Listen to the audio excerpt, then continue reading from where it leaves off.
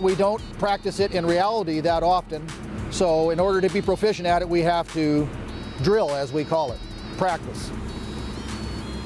We're doing a pumping drill that involves 3 different skills of pumping.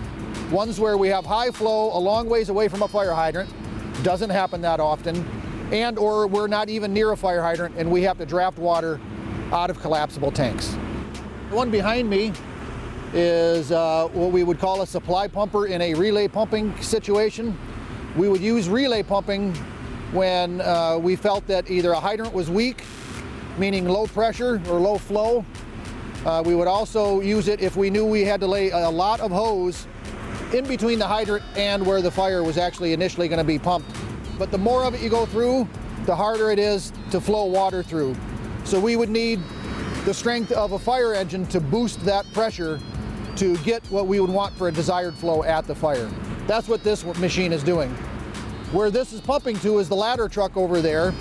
Through 500 feet of hose, that ladder truck was only being supplied about 800 gallons of water per minute.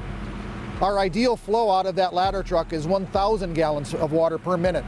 So we did not achieve that 1,000 gallons per minute until we boosted the water pressure with this supply pumper, we call it.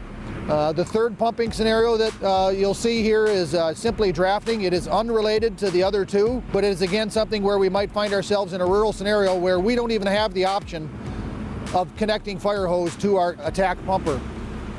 So what would happen then is a county department would supply us with mutual aid. They would bring a tanker full of water. They would take a folding tank that goes on the ground, set it on the ground, and then dump their water into there.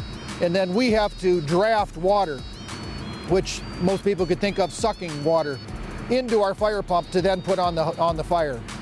And that's a specialized skill and one we don't have to do too often in reality, so we like to practice it in case we need to do it at the scene of a fire. So what that machine is doing is, like I said, sucking water into the fire pump instead of having it forced in by a hydrant or another fire department pumper. This is the type of training we enjoy doing, is getting our hands on our equipment and flowing water.